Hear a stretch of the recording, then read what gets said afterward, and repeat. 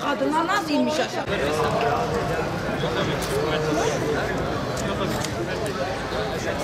Orada karşıda görünüyor. Bak orada otursan orada yer var. O karşıya geçin olmaz. Peki. 3 daire. 3 daire. İnşallah var mı?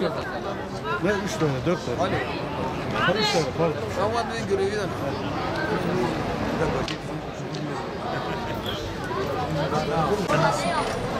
Eyvallah hocam. Hay vatandaşlarımız, can güvenliği lütfen dağılalım. Sosyal mesafelerimizi lütfen koruyalım. Lütfen alanı boşaltalım böyle. Lütfen alanı boşaltalım. Böyle alanı boşaltalım biz abi. Can güvenliği lütfen alanı boşaltalım. Sosyal mesafelerimizi koruyalım biz abi. Lütfen dağılalım. Şimdi bu kapı dairesi var altta.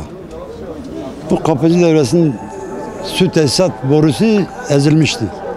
O boru ezildiği için, o su demek orada kapı dairesi de boştur.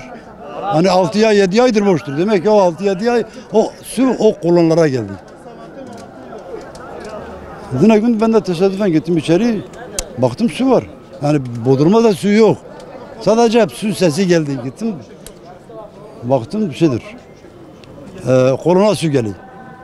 Geldim tesisatçıyı götürdüm. Diyor valla bu üst daireye bir bakalım. Gittik ona baktık. Valla diye hacı abi şeydir. Bu kolon biz bunu suyu kesek yarın eğer şunu durduysa suyu biz yarın gelip şey yapalım. Ben saat 3'te indim aşağı gittim baktım düğmeler ne olmuş? Kurumuş kurumamış. Gittim baktım su kurumuş. Su kurumuş. Ben telefonla şey yaptım baktım. Kolon çat yukarıda. Yukarıda hani altta bir şey yok. O su gelen yerde çatlamış. Diğer kolona baktım onda da gelmiş. Ben kalktım geldim düğmeni bu kadar millet içinde duruyor. Hepsinin mobili benim burnuma girer. Kalktım gittim imara gittim. İmar geç saatti. Saat 6.30'tu.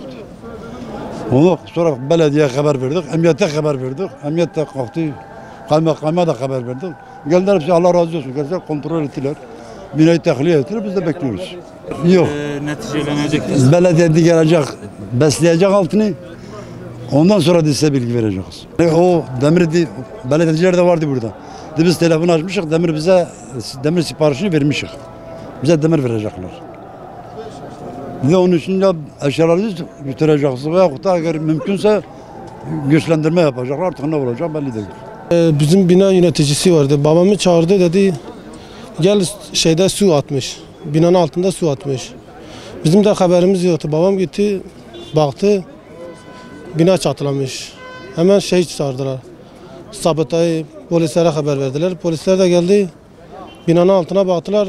Dilemen dedi ki boşaltın. Bina risklidir. Mühendis falan geldiler dedi. Bina risklidir boşaltmanız lazım. Ama bizim malzemelerimiz içeride kalmış. Onu nasıl alacağımızı belli değil.